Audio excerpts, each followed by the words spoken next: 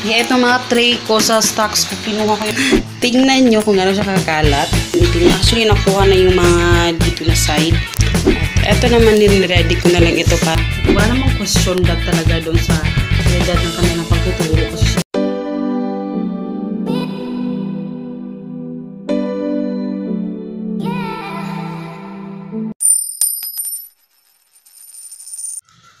Hello guys, good morning. So today is Friday and medyo marami pa akong hugasin pero wala nga namin umalis. Parang inaantok pa ako kasi kagabi tagal ako nakatulog and baby. And meron kasi akong pick up today at hindi ko nakuha kahapon yung stocks doon kasi yun nga nag-grocery kami. Kaya ngayon, alas 7 pa ako. Kailangan pumunta doon. Maglalakad lang naman kaming dalawa. So, pagbalik mamaya, saka ko na lang atupagin yung mga hugasin, yung mga tutupiin, at saka yung lalaban kong puti. And, yun.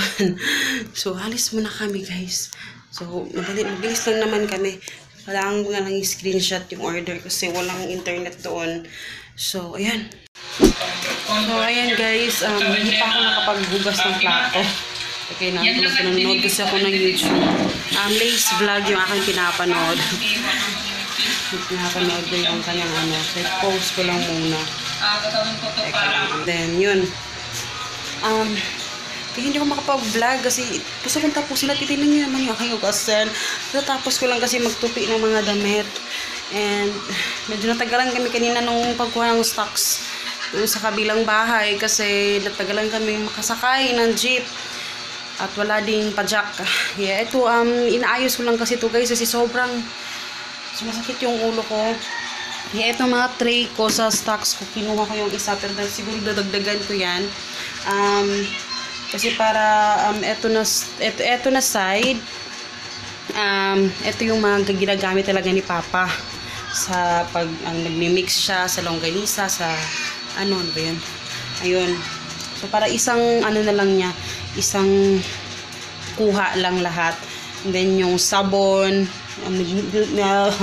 nilagay, hindi ako ganun ka sa mga organization, guys. Pero, gusto ko lang talaga is, yung, madali lang makuha lahat. Gusto ko yung ganun na, may lang, parang may sistema ba, na sinusunod sa bahay, para hindi ganun ka, kasi masakit yung ulo ko. Kasi Papa talaga, halongkat yan lahat. Pag talagang sumasakit yung ulo ko. So, ayan. So, eto pala yung natapos ko. Ito na part, eto pala yung natapos ko, guys. Ayan. And then, yun. After dito na part, dito naman sa kabila. So, tatapusin ko lang to guys.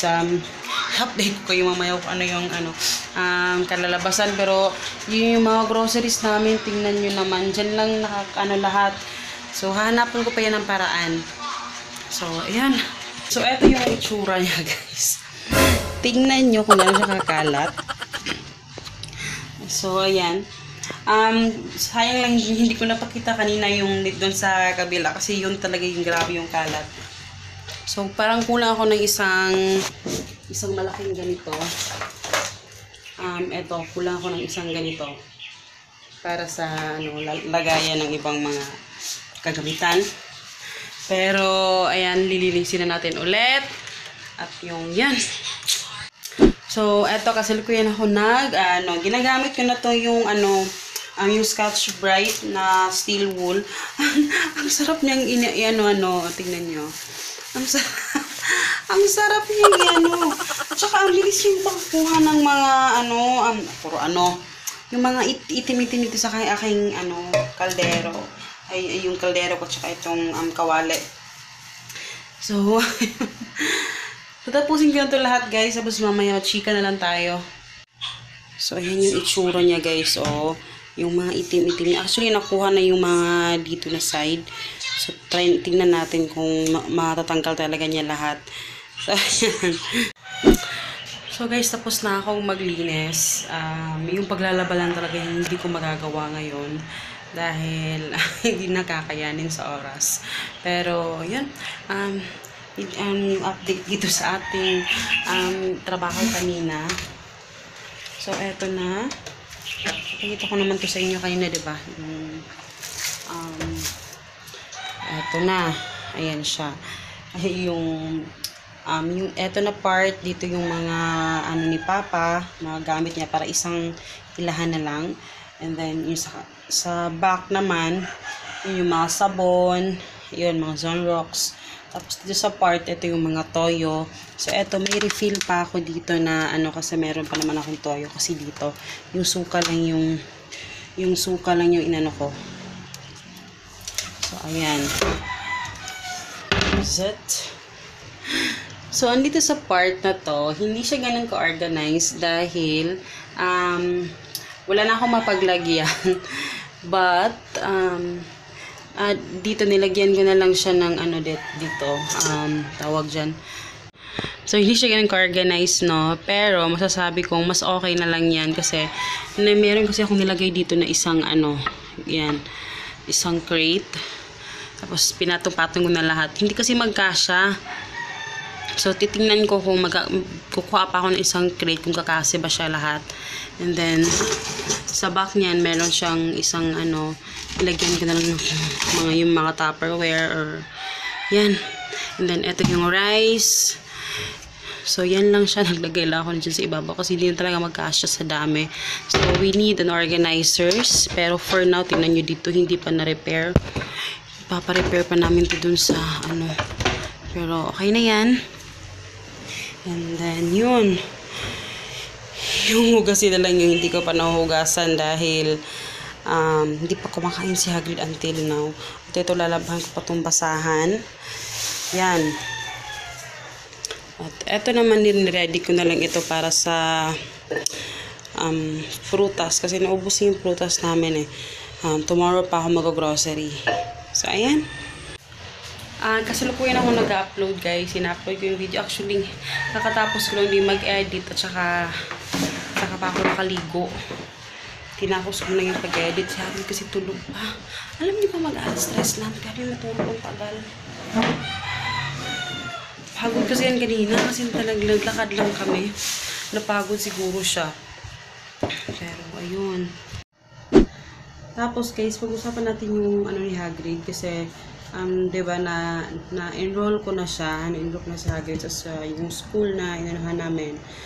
Kasi alam ko sa mga last na vlog, 'di ba na ano ko na sa inyo yun, na i-share ko na yung about sa pag-aaral niya sa na bakit doon sa private school namin siya pag-aaralin at saka alam kong marami sa inyo nag-advise about doon sa bagay na yon.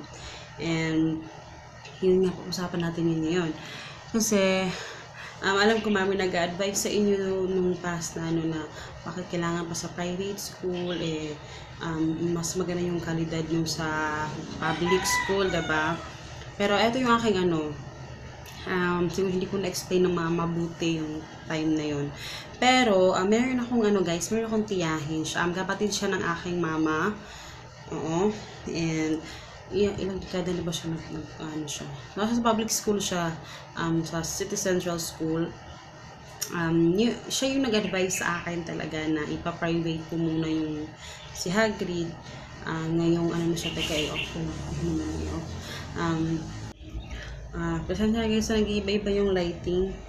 Hapon na kasi. Tapos yun, siya yung advice sa akin na doon ko ipag-aral muna sa private school kasi mas patututukan. And wala naman akong ano doon sa public school talaga guys kasi halos kaming lahat na mga pinsan ko, as in kaming lahat galing kami sa isang high school, sa isang school lang. Merong pinakamalaking school dito sa Cagayan de Oro, yung City Central School. Doon kami halos galing lahat na nag-aral. At saka, wala namang question that talaga doon sa edad ng kanilang pagtuturo kasi syempre mga board pastor yan. Saka, mostly sa kanila talaga yung mga medyo sobrang tagal na sa serbisyo sa pagtuturo. And, the only problem lang talaga doon sa public school naman is yung volume ng estudyante. Kasi 'di ba, doon kasi sa sa public school na pinagpapasukan namin, sa sobrang dami, half day lang talaga yung pasok. 'Di ba? So kahit gaano yung teacher, kahit gaano pa siya galing magturo, 'di ba? Hindi naman niya ma-accommodate lahat ng estudyante talaga, especially kung mahina talaga yung bata. So, isa din yung disadvantage. Pero, since kasi si Hagrid magsisimula pa lang siya mag-aral, oo, tinuturuan ko siya dito sa bahay. Pero syempre, yung mga ituturo ko sa kanya guys, hindi naman, alam yun, tawag dito, yung mga itinuturo ko sa kanya, base lang yun sa mga nalalaman ko. Pero iba din kasi yung pagtuturo ng isang teacher talaga, diba? So, yun din yung kino-consider ko. Kasi syempre, mag-start pa lang siya mag-aral. So, pero hindi naman kami, syempre, alam nyo naman, ito channel natin, it's topic natin is lahat, our family budget tayo at ating channel. So, kailangan pasok sa budget lahat. Hindi naman ako over doon sa tuition fee na, talaga naghanap ako, nag-research ako, matagal na panahon na pinag-isipan namin ni Papa kung saan talaga namin siya i-enroll na talagang hindi mauubos yung savings namin para lang din sa pag-aaral niya. Parang, namin, yung sakto lang talaga. Diba? Yung sakto lang. So, yun, nakakita naman kami. So, agad-agad, in-enroll na namin siya. So, yun nga. So, wala naman talaga yan sa school, guys, na sa parents. Kasi hindi naman natin kailangan i-asad lahat sa teachers. Kasi hindi naman talaga nila kayang i-ano yun. So, kailangan din naman talaga, nasa mga parents din naman kasi yan. Diba? Hindi naman sa pagtuturo ng teacher, nasa atin din yan, mga nanay or tatay. Diba? So, yun lang yung ano ko sa inyo. Wala akong ano sa public school talaga kasi ang plano talaga ng yung aking tiyahin after pag mag-grade 1 na siya, pwede na siyang i-transfer doon sa public school. So, siya na daw yung bahala kasi ipapasok niya siya doon sa science class kasi doon medyo mas tawag doon yung mga student doon parang pili-pili lang ba sila ba. So, ayun. Pero syempre, kailangan siya talaga siya turuan para naman makapasa siya dun sa, niya sa science class. So, yun. Pero, syempre, hindi pa naman natin alam kung ano yung mangyayari sa susunod ng mga taon. Pero, sa ngayon, nag-focus lang kami sa pag-aaral niya talaga. So, i-share ko lang sa inyo kasi matagal ko nang gusto i-share din yan. So, nakakalimutan ko.